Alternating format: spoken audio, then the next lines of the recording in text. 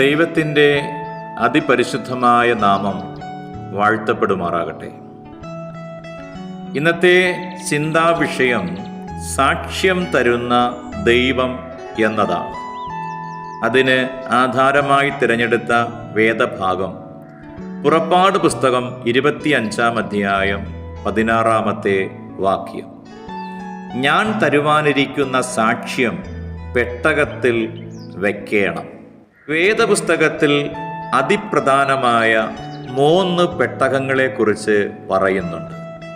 ഒന്ന്, ജലപ്രളയത്തിൽ നിന്ന് നോഹയും കുടുംബവും രക്ഷ പ്രാപിച്ച ഗോഫർ മരം കൊണ്ട് നിർമ്മിച്ച 300 മുഴം നീളവും 50 മുഴം വീതിയും 30 മുഴം ഉയരവുമുള്ള പെട്ടകം. രണ്ടാമത്തേത്, മോശയുടെ ജനനത്തിങ്കൽ ശിശു സുന്ദരനെന്ന് കണ്ട് അവനെ രാജകൽപ്പന ലംഘിച്ച് 3 മാസം ഒളിപ്പിച്ച് പിന്നീട് അതിന് കഴിയാതെ വന്നപ്പോൾ അവർ ഒരു ഞാങ്ങണ പെട്ടകം വാങ്ങി അതിന് പശയും കീലും തേച്ച് മോശ എന്ന കുഞ്ഞിനെ നൈൽ നദിയിൽ ഞാങ്ങണകളുടെ ഇടയിൽ വച്ച പെട്ടകം. മൂന്നാമത്തേത്, ദൈവം മോശ മുഖാന്തരം ഖദിരമരം കൊണ്ട് പണികഴിപ്പിച്ച 2.5 മുഴം നീളവും 1.5 മുഴം വീതിയും 1.5 മുഴം ഉയരവുമുള്ള പെട്ടകം. ഇസ്രായേലിനോടുള്ള ദൈവത്തിൻ്റെ ഉടമ്പടിയും നിബന്ധനകളുമായ 10 കൽപ്പനകൾ എഴുതപ്പെട്ടിരുന്ന 2 കൽപ്പലകകൾ ഇതിൽ വച്ചിരുന്നത് കൊണ്ടാണ് ഇതിന് നിയമപെട്ടകം എന്ന് വിളിക്കപ്പെടുന്നത്.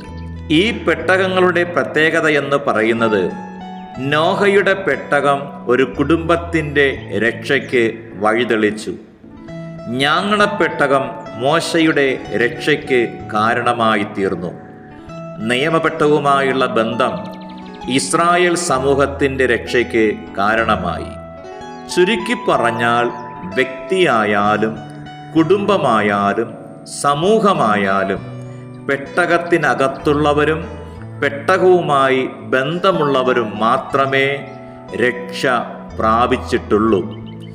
ഈ പെട്ടകം യേശുക്രിസ്തുവിന് നിഴലാണ്. ദൈവത്തിൻ്റെ വചനം പറയുന്നു, ഇപ്പോൾ ക്രിസ്തു യേശുവിലുള്ളവർക്ക് ഒരു ശിക്ഷാവിധിയും ഇല്ല. മനുഷ്യവർഗത്തിന് ശിക്ഷാവിധിയിൽ നിന്ന് ഒഴിഞ്ഞു പോകുവാൻ ദൈവം ഒരുക്കിയ രക്ഷാപെട്ടകമാണ് യേശുക്രിസ്തു. ഇന്നത്തെ നമ്മുടെ ധ്യാന വിഷയം സാക്ഷ്യം തരുന്ന ദൈവം എന്നതാണ്. മോശയോട് ദൈവം പറഞ്ഞ വ്യവസ്ഥ പ്രകാരം മോശ പെട്ടകം തീർത്തു. ദൈവം പറഞ്ഞത്, ഞാൻ തരുവാനിരിക്കുന്ന സാക്ഷ്യം എന്നാണ്. ഇവിടെ സാക്ഷ്യം എന്ന് പറയുന്നത് ദൈവം തൻ്റെ വിരൽ കൊണ്ട് എഴുതി നൽകിയ കൽപ്പലകകളെ തന്നെയാണ്. അങ്ങനെയാണ് ആ പെട്ടകത്തിന് സാക്ഷ്യപ്പെട്ടകം എന്ന പേര് ലഭിച്ചത്. എന്നാൽ ഇതിനൊരാത്മീക വീക്ഷണം പറയാം. ദൈവ ആലോചന പ്രകാരം മോശ പണിത പെട്ടകത്തിൽ വയ്ക്കുവാൻ ദൈവം സാക്ഷ്യം നൽകി. എന്നെ കേൾക്കുന്ന പ്രിയ ദൈവജനമേ, ദൈവ ആലോചന പ്രകാരം നാം ചെയ്യുന്ന പ്രവർത്തികൾ, അത് പ്രാർത്ഥനയാകാം, ഉപവാസമാകാം, ക്രിസ്തീയ പ്രവർത്തനങ്ങളാകാം, അതിന് ദൈവം നിശ്ചയമായി നിനക്ക് സാക്ഷ്യം തരും.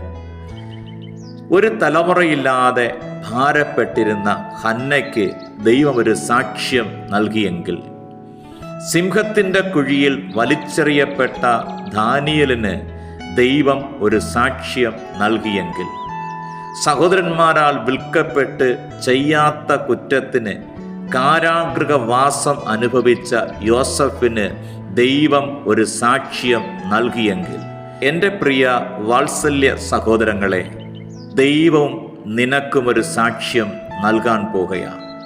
മറ്റുള്ളവർക്ക് പറയുവാൻ തക്കവണ്ണം, മറ്റുള്ളവർക്ക് വിശ്വസിക്കുവാൻ കാരണമാകുവാൻ തക്കവണ്ണം ദൈവം നിനക്ക് ദിവസങ്ങളിൽ ഒരു വലിയ സാക്ഷ്യം നിന്റെ മേൽ, നിന്റെ കുടുംബത്തിൻ്റെ മേൽ, നിന്റെ തലമുറകളുടെ മേൽ, നിന്റെ ജോലി മേഖലകളിൽ നൽകുവാനായി പോകുകയാണ്. അതെ, വിശ്വസിക്കുക. നമ്മുടെ പ്രയത്നം കർത്താവിൽ വ്യർത്ഥമല്ല, നിനക്കും ദൈവം ഒരു സാക്ഷ്യം നൽകും. ഈ ദൈവികമായ ചിന്തകളാൽ സർവശക്തനായ ദൈവം നമ്മേവരെയും സമൃദ്ധിയായും അനുഗ്രഹിക്കുമാറാകട്ടെ. ആമേൻ.